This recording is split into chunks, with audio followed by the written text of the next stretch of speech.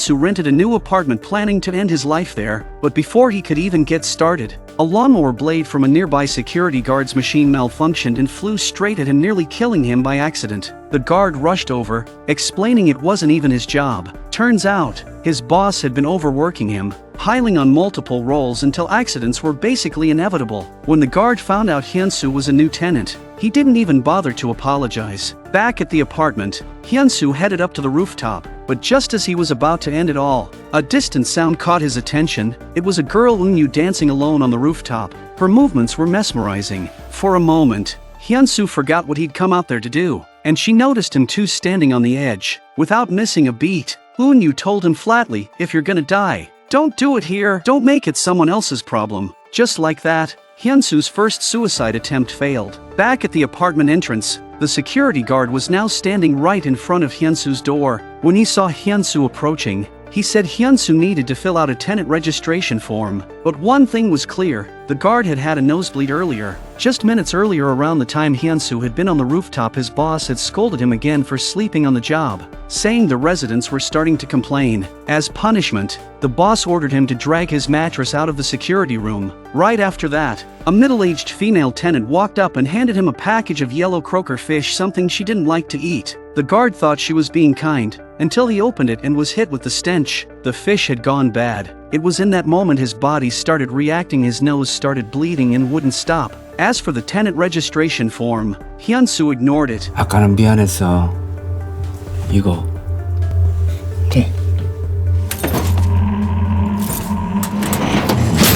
Inside his unit, Hyunsu looked through the peephole and saw the guard still standing there, refusing to leave. Meanwhile, music composer Jisoo stepped out like she did every day, only today. She ran into a strange woman. The woman was pushing a baby stroller and asked Jisoo, "Isn't my baby cute?"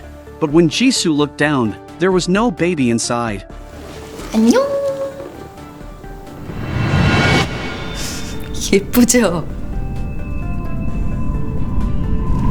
네, 예뻐요.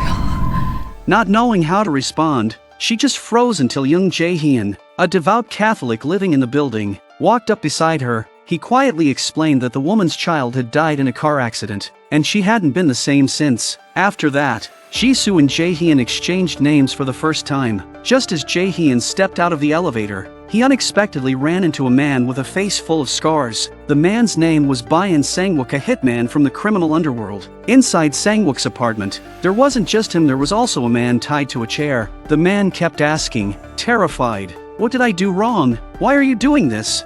Sangwook didn't answer. He simply played a video in front of him, then shoved a lit cigarette into the man's mouth.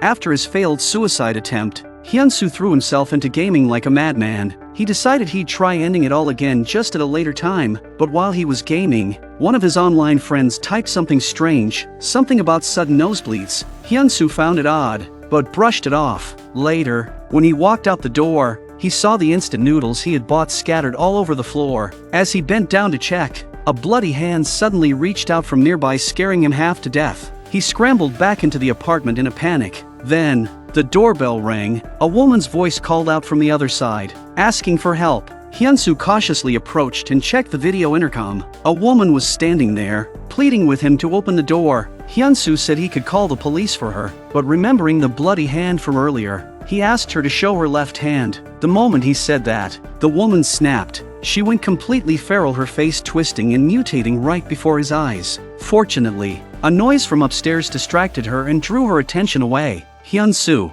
stunned by what he'd just seen, grabbed a broom and bolted from the apartment. He passed out the moment he ran into Sangwook. That woman, now completely transformed, appeared outside Jisoo's door. Jisoo caught a glimpse of her distorted face. 혹시 다치셨어요? 앞으로 조용히 할게요. 죄송하다니까요. 너무하잖아요. When she stepped out again, the woman was gone, but Sangwook was now there. He noticed deep dents on the metal security door. As a killer, he could tell instantly this wasn't from knocking, it was from slamming. But what he couldn't figure out was, how did that woman have that kind of strength? On the other side of the building, a crowd had gathered downstairs. The front gate was shut tight, and their phones had lost signal. With nowhere to go, they stood there, desperate to figure out what was happening. In the security room, The supermarket owner found the switch that controlled the main gate, but just as the gate began to open, a monstrous figure appeared at least 2 meters tall, its face completely distorted. Hoon Hyuk shouted, "Close the door, now!"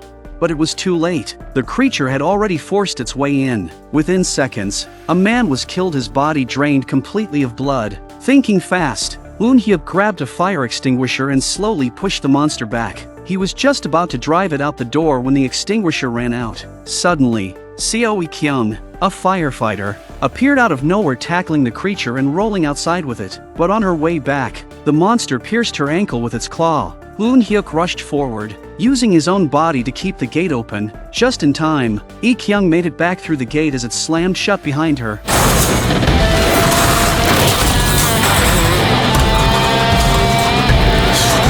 Everyone was frozen, shaken by what they just witnessed, and the supermarket owner, realizing Lee Kyung was a firefighter, didn't thank her for saving their lives. Instead, he started complaining. 아니 거기 소방관이라며 나라에서 뭐 하는 거야? 조치가 있을 겁니다. 1년에 내는 세금이 얼마인데 저런 한 마리 처리 못하고 이씨. 아니요. 한 마리가 아니에요.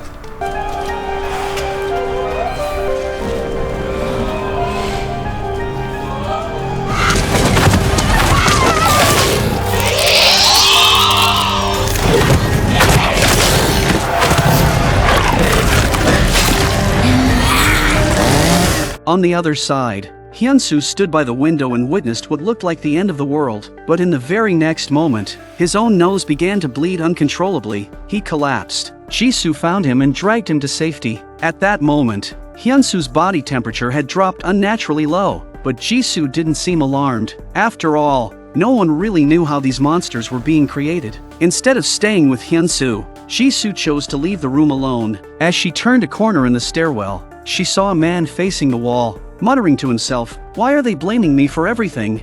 The rage in his voice made it clear he hated his boss, and he wanted revenge. Jisoo carefully crept past him, but just then, the bottle he was holding slipped and rolled to her feet. The man looked up, and in that instant blood started pouring from his nose and mouth. Before he could fully transform, Jisoo swung her weapon, slamming him to the ground. She moved closer, trying to check on him, but Jae-hyun appeared just in time and warned her, "Don't go near him." Before Jisoo could react, the man began to mutate. Jae-hyun rushed in, sword in hand, and sliced through half the man's skull, ending the immediate threat. The two of them thought it was over, but just as they were walking away, the monster with only half a head left started rising again. The residents on the first floor were in chaos. The same middle-aged woman who had earlier given the guard a bag of rotten fish was now demanding to go outside and search for her daughter, ignoring everyone's warnings. Because of what happened earlier, and the way Hoon Hyuk kept calm under pressure, everyone had started looking to him as the leader. Hoon Hyuk ordered them to seal off the main door.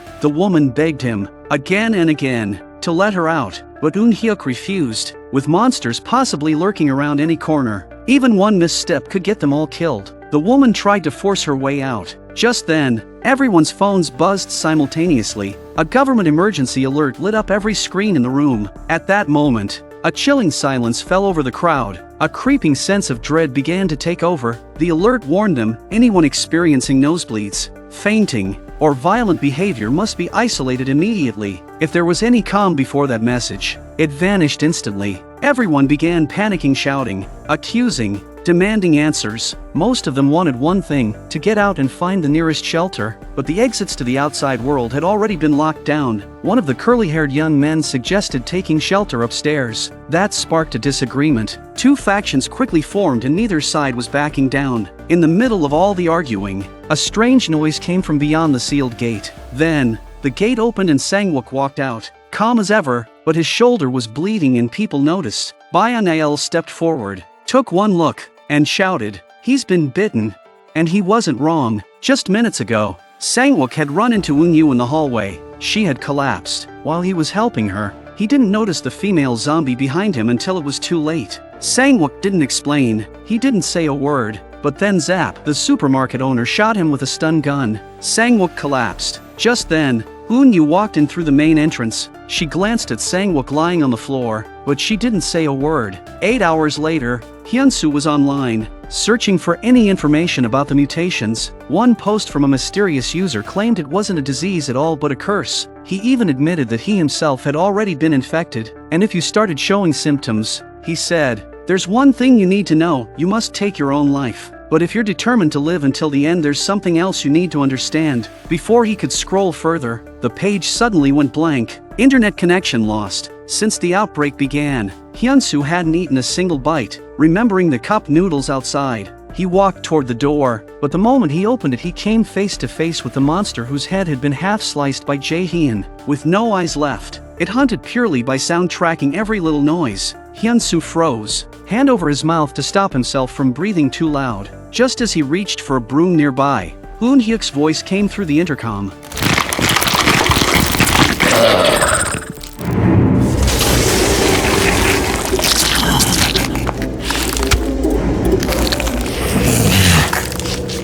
Elsewhere, Jae-hyun and Jisoo were passing by room 802 when they heard strange noises from inside. As they pressed their ears closer, they realized someone was quietly repeating the door passcode from within. The door opened and inside was the perverted man Sang-wook had tied up earlier. They had no idea who he really was. Thinking he was just another survivor, they untied him. Meanwhile, Hyunsu's suicidal thoughts had grown stronger than ever. He walked over to the window, ready to end it all. But just as he looked down, he saw something bizarre. A man was trying to escape by climbing down with a rope, hoping to reach safety. What he didn't know was that just a few meters away, a one-eyed monster was silently waiting. From above, Hyunsu watched in horror. The man fell crashing to his death. Hyunsu ducked back inside. Shaken, the man's child screamed for help. At that moment, Hyunsu shoved his fear aside, grabbed something, and hurled it straight at the monster. The distraction worked, but the one-eyed creature turned and wrapped its limbs around Hyunsu. Just when it seemed like it was all over, Han Dusik,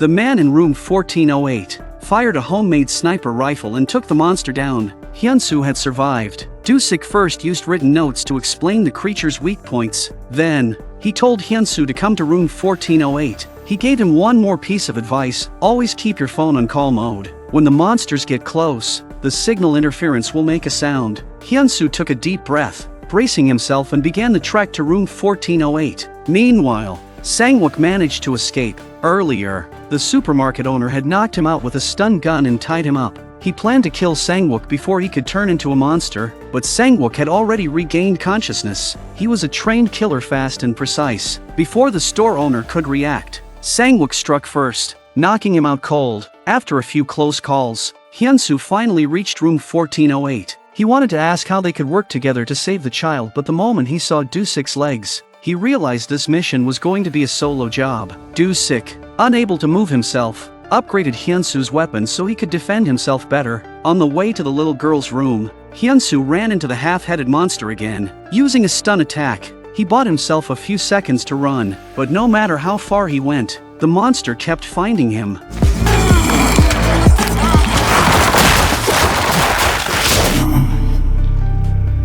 It retracted its tendrils and Hyunsu used a bouncy ball to throw off its hearing. Then he rushed in from behind and stabbed it straight in the head. But even that wasn't enough to kill it. In a world like this, food had become everything. The supermarket owner had a whole store to himself, but he refused to share with anyone. When he saw Ikyung taking food without asking, he completely lost it, screaming at her in rage. His own wife stood silently by the side, so he took out his anger on her instead. Outside, the kids heard a voice at the door. It was Hyunsu. To them, it was the most comforting sound they could possibly hear. He had come to bring them back to room 1408. Before they left, Hyunsu carefully explained what they needed to watch out for on the way. But the moment he stepped outside, a sound like nothing he'd ever heard before echoed in his mind. Blood gushed from his mouth and nose. The little girl tried to come closer, but Hyunsu shouted for them to run now.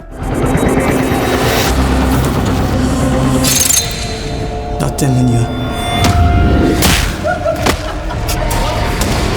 너 때문이야! 넌 불쌍해. 넌 억울해.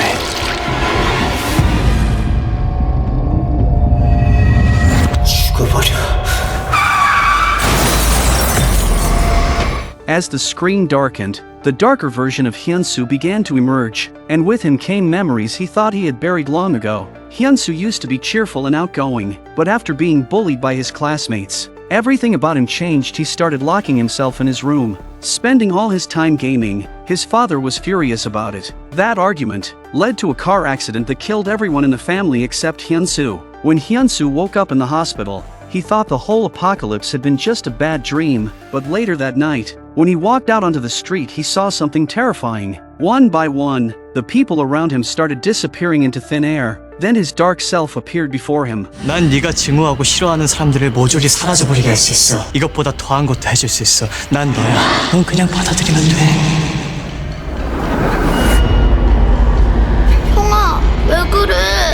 A little girl's voice snapped Hyunsu out of the nightmare, but right in front of him stood a massive creature. The bulky monster kept muttering the same word over and over, protein. Clearly, his desire in life had been fitness. The creature lunged for the little girl, but Hyunsu grabbed its leg with everything he had. Enraged, the monster swung its huge fists, pummeling Hyunsu's thin body again and again. Just then, Jae-hyun arrived, slashing the beast from behind with his sword. Bringing it down, Jisoo rushed in and dragged Hyunsu away. Just in time, when Jae-hyun asked if he was okay, Hyunsu lifted his head and his pupils had returned to normal. Meanwhile, the little girl led her younger brother upstairs, but suddenly the half-headed monster reappeared right in front of them. She remembered what Hyunsu had told her about this kind of creature, so she held her brother tightly, covering both their mouths, not daring to make a sound. The monster slowly moved away. Just when she thought it was safe, the bulky creature returned from behind, but the half-headed monster was drawn by the sound and accidentally stabbed the bulky beast.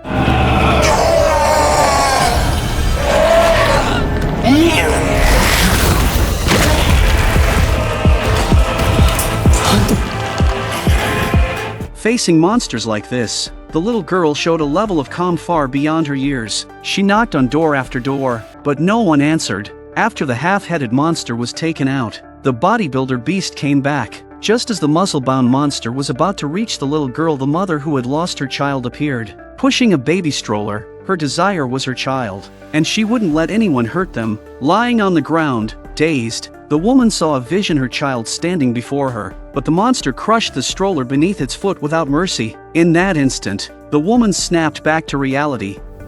알고 있었어. 내 아기가 세상에 없다는 거. Hyunsu and the others saw the monster ruthlessly attacking her. When the creature turned its attention back to them, the woman jumped onto its head. Desire turns people into monsters, and she had mutated. But even in that form, she still had a sliver of humanity left. Jisoo and Jae-hyun rushed in to help. Jae-hyun took the chance to lure the monster away. Jisoo approached the woman to check on her. Her body was slowly returning to normal. Then she lifted her head and asked, 아이들은요? After narrowly surviving, Hyunsu led the kids safely back to room 1408. The fight with the muscle beast was nearing its end. Jae-hyun led it toward the window, and with a sudden sidestep, the monster fell straight out. Later, the woman, now fully human again, made her way to room 1408. Not long after, Jae-hyun and Jisoo returned as well. Everyone gathered and shared a meal. Afterwards, Hyunsu confessed he was one of them, a mutant. Jisoo wasn't surprised. She had already seen it for herself. On the TV, the president appeared to give a public address, but suddenly, he too began to mutate. For the people watching at home, it was the final straw. If even the president wasn't safe, how could they hold on to any hope? The supermarket owner, desperate to hoard supplies, locked the store from the inside. Then the man Sang-wook had once tied up the pervert suddenly showed up. Trying to win favor, he brought out loads of food and shared it with everyone. While the group was still busy eating, Ik-hyun ran into trouble. She set out alone, trying to explore other parts of the building, and as expected, something unexpected happened. A strange monster captured her, suspended her in the air, and trapped her in a massive spiderweb. The next morning, the building's PA system came alive. Taking advantage of Eun-hyuk's moment of distraction, the middle-aged woman opened the front gate. As the gate opened, her daughter appeared outside, panicked and running straight toward them. A man in camouflage rushed out to rescue her, but it was no use.